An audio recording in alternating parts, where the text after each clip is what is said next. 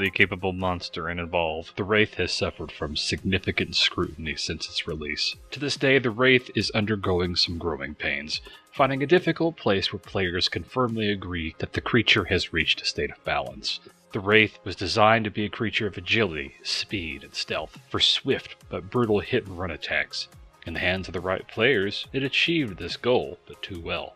A common complaint from the community was that the Wraith isn't fun to play against, even after patch 1.3, which supplied a number of many massive adjustments to the creature. In this video, I've opted to make a number of proposals. I don't have any clear resolutions to the problems, merely detailed suggestions in which my own opinions may help to bring the Wraith closer to where she should be. I've played hundreds of games as the Wraith since the games launched. I can also tell you firsthand that the Wraith was significantly too powerful before 1.3, but the most critical issues with the Wraith have absolutely nothing to do with her damage output or her speed. In my opinion, it's her toolkit.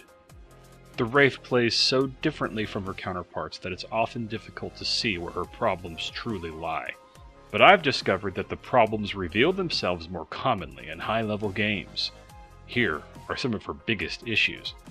Number 1, the Wraith has an ability which is independently controlled by an AI. This creates a random element and takes the control away from the player. This means there exists an ability which requires little skill to truly master and fully utilize. 2, the Wraith doesn't have a solid reveal to spot cloaked hunters. 3, the Wraith skill shots require no skill. 4, the developers didn't fully understand how Wraith Blast was utilized before it was nerfed, therefore removing a key element to Wraith's synergy. By resolving some of these problems and addressing that they exist, we may be on the road to truly figuring out how to make Wraith a more meaningful addition to Evolve. The following now is a detailed critique on the Wraith and my own opinions and ideas on how I feel these problems can be handled. Warp Blast. Many felt that Warp Blast was being abused largely as an escape tool, making Wraith too fast, allowing it to travel too far with little effort or skill. While true, this wasn't the only use of Warp Blast. It feels a lot of people are not aware that Warp Blast was used as a positioning tool for the elusive Abduction Wraith. While it was a very strong burst move, it was also used to cleverly force hunters out of position with Abduction. A Wraith could use Warp Blast to get a strong distance in the middle of combat, often high in the sky or deep into a narrow corridor such as a cave. Following this move, the Wraith would then use Abduction on a hunter, or, even more clever, an incapacitated hunter, to pull them even further away from their teammates. So by reducing the range of Warp Blast, Abduction suffered from an inadvertent reduction of its own usefulness. But that's not all. Maximum range Abduction feels to be incredibly difficult to land now. Extreme distances require very exact aiming and a target that is not going to move. This means that the ability is very easily countered, and a lot of players will opt not to invest into it when you can easily spam the 1.3 Warp Blast for its devastating power. Yes, it feels that the radius and the damage increase on the Warp Blast from the previous 1.3 patch was a little too much. I've seen it in action, and it's far too easy to abuse for its wide range, quick execution, and overall potency. Hunters now have very little time to react. The original Warp Blast rewarded a hunter for their quick reflexes to at least avoid the damage. Now that's even more difficult, if not impossible, to avoid a perfectly executed Warp Blast. I recommend reducing Warp Blast's current radius, but keep the overall hit potency. I will revisit this suggestion later when I discuss combos for the Wraith and why I feel the radius should be as it is. Right now, I feel Warp Blast's locked range is good, but I also feel its speed should be increased. This way, Warp Blast can still be used as a positioning tool for Abduction. Abduction. Alright, as a full-fledged Abduction Wraith, I really wanted to talk about this one. I feel that a lot of the 1.3 nerfs affected Abduction in a way that developers really didn't understand, and I really want to talk about that and how I think we can improve upon that. I feel that I should focus on the topic of Abduction so quickly after talking about Warp Blast, and prior to discussing Decoy, because I feel both of those abilities were used to help reposition the Wraith to get the most out of Abduction. But as it stands now, due to the hit on Decoy's cloak and the hit on Warp Blast's range and speed, Abduction suffered tremendously, and it may be wise to consider retooling the ability to compensate for the loss of synergy. As a Wraith player, I felt I really needed to think about what it was that would truly make Abduction perfect and worth investing in. I watched a number of my previous game footage, and I noticed a visible pattern. Every time I used Abduction, I would expend Traversal or Warp Blast, pulling myself further away from combat to better position myself for a more effective Abduction. Prior to 1.3, this wasn't a huge issue, as I had Warp Blast to help compensate for my lack of speed expired from my quick movements. Yet now, when I try to do similar moves, I am punished with lack of overall escape mechanics. This is not an example of me failing to relearn the role, but a loss of performance due to the Wraith now lacking more maneuverability in close combat. A possible resolution to the issue, and a way to keep Wraith more mobile, would be to slightly change how Abduction works. At the moment, the Wraith will simply grab someone and pull them back to the Wraith's starting location. And as we know, it's not well utilized in close combat. This is why stealth, speed, and agility were used to best put Abduction to use. I recommend that the base level 1 range of Abduction be its locked permanent range for all levels. It feels long enough as it is, and extending that distance only makes more difficult to land shots, and will often lead to very long, cumbersome, and awkward animation locks when the Wraith misses its target. Longer range doesn't feel like it's ideal.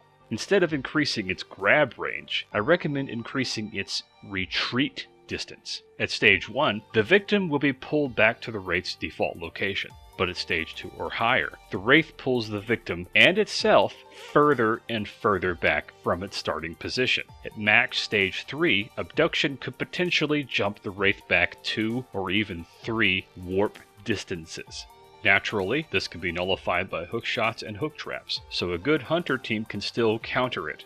But the idea is to punish a team for not being ready. This can be used to quickly and effectively pull victims away from close combat and give the Wraith more maneuverability without giving it any more unnecessary buffs to its speed. Perhaps it would also be a good idea to give Wraith some minor control over its backpedaling, such as holding on to the control in a certain direction, up, down, left, or right, to slightly change its backward arc in the retreat animation. Just a minor variation, of course, nothing too strong. This would spare the Wraith having to burn traversal abilities in combat, and allow a skilled player to use the environment to their advantage with a well-positioned Abduction. Not to mention, provide an option to quickly escape close combat by grabbing a nearby hunter, incapacitated hunter, or wildlife to jump behind terrain with food in hand as a quick escape mechanism. Decoy. Now we're getting into interesting territory. I'm going to say it now. I never liked Decoy. I've always appreciated it for what it can do, but I never felt like it was a good design choice. No matter how many times the developers can adjust its numbers, I will never be satisfied because the Decoy isn't really a decoy at all. It's a super powerful and vulnerable Wraith minion that you can spawn to aid you. I've always felt this took away some level of skill and left too much to chance. As a high-level monster player, I'm obsessed with control over what happens in my game. Every little facet can make or break a tough game with an extremely skilled team. Summoning a minion that doesn't do what I say, doesn't go where I want, doesn't follow any sort of instruction just feels like a total dice roll. On top of that, only unskilled hunters are truly fooled by a decoy. High-level hunters know immediately how to counter the cloak and constantly punish the Wraith without issue. This ability can also be too easy to exploit against unexperienced hunters because it has no real drawbacks. It offers a significant amount of power where it shouldn't be. Prior to 1.3, I often utilized Decoy to position myself for Abduction. It wasn't the Decoy that was important to me, it was the Abduction. Often players were finding it too easy to spam Decoy to deal lots of damage without a lot of effort. To me, this felt like a poorly designed skill. I've since put great thought into how it could be improved upon. While doing this, I only thought of one thing: I'd like to control the decoy. This would make me feel as though it was my skill as a player that truly saved me. So here are two of my best suggestions which allow the player to control the decoy. Number 1. This idea is similar to the function of Bucket's UAV. When a player uses Decoy, the main Wraith will go into a perfect form of unbreakable cloak, which cannot be revealed by anything.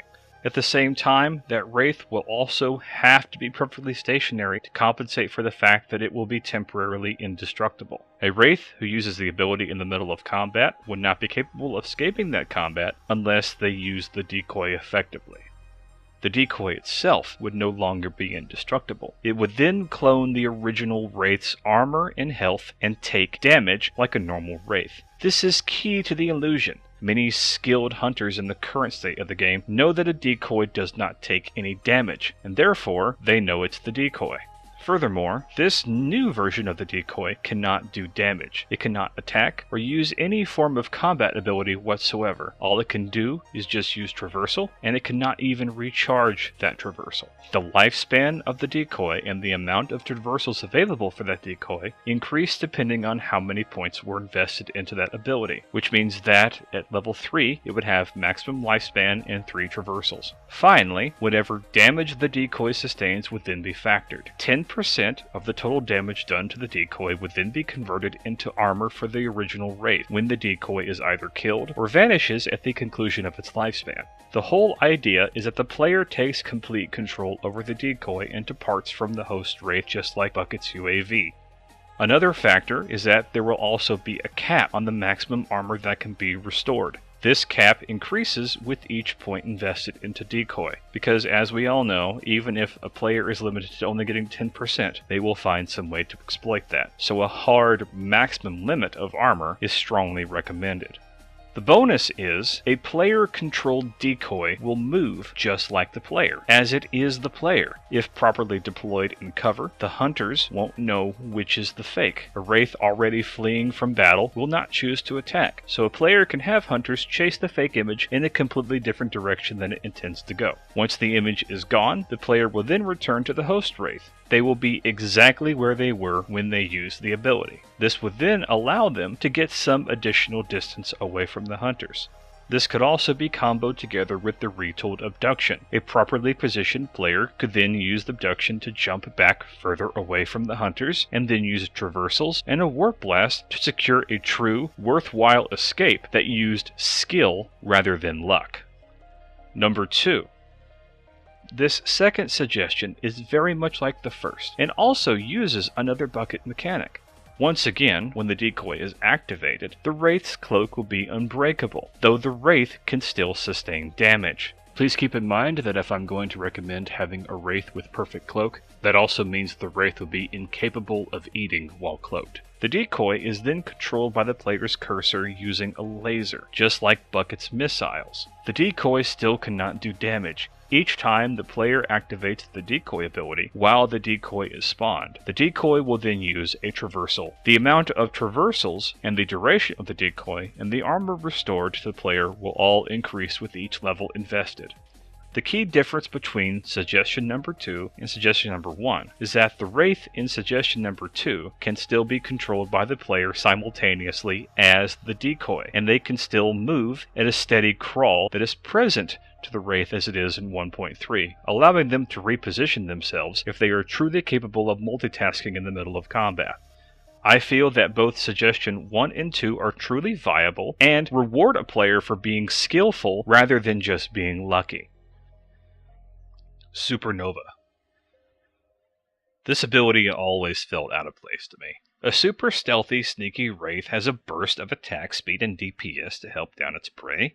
Since I saw it used by exploiters, I never really took a shine to this ability. I never used it that much, and when I did, I felt dirty for doing it. Not to mention, it just never synergized well with the rest of my super sneaky Abduction playstyle. I felt that Wraith, with such a low amount of armor and low amount of health, needed something to help it have some kind of control over the battlefield. I felt that was the original idea for Supernova, but somehow it got a little skewed over its development cycle. I could be wrong, But just in case, I'm going to offer up another suggestion to Supernova, as I would feel would better combo with the abilities I just outlined earlier. Instead of offering a burst of DPS, I feel the Wraith's abilities are already powerful, and I feel that it needs more defense to compensate for its lack of armor, health, and speed. Supernova should be renamed Nova Cloud. When used, the Wraith ejects a highly combustible, noxious cloud, just like it already does with Supernova. However, while inside the cloud, the Wraith vanishes from sight entirely from anyone who is not inside the cloud with it. To those within the cloud, the Wraith appears as the sparkling white entity we already come to know and love with Supernova. Unlike Supernova, the Wraith will gain no physical increase in strength or attack speed. Instead, the cloud itself will then deal a passive dot damage as a form of a blue flame to anyone who passes through the cloud, much like Goliath's flame breath. This would allow the Wraith to track cloaked targets easier. Also, the passive dot would serve as the only damage output the cloud itself would produce. If someone were to stay within the cloud, which is unlikely, they'd suffer damage similar to the current Supernova. While inside the cloud, the Wraith can still sustain damage from outside fire, but the hunters will have to shoot blindly. Unless they were in assault with the shield, at that point they can just jump into the cloud, focus right on the perfectly visible Wraith. Each point invested into the cloud would increase the cloud's range and burn duration. Finally, the Wraith can use the cloud to combo. The reason why I recommended reducing the radius of Warp Blast before was to then suggest that the Wraith could use the cloud to extend the radius of Warp Blast, but at a significant cost. A. The radius of the amplified Warp Blast would not be the radius of the cloud. Rather, a cloud-amplified level 3 Warp Blast would not exceed the current damage and radius that it has right now in 1.3. So that is, in fashion, keeping the 1.3 radius and blast damage of the Warp Blast, while at the same time having the original Warp Blast, but at the locked range that we have. It's sort of a mixture of both. It's a way to have the old and the new in the same Wraith and create a little bit more combo ability. B. The Wraith would have to sacrifice using the cloud to amplify Warp Blast, which means it would consume the cloud. It would burst it. This may pay off by inflicting a quick combo of burn and a blast upon its victims, but of course the hunters will certainly survive the explosive assault, though just barely.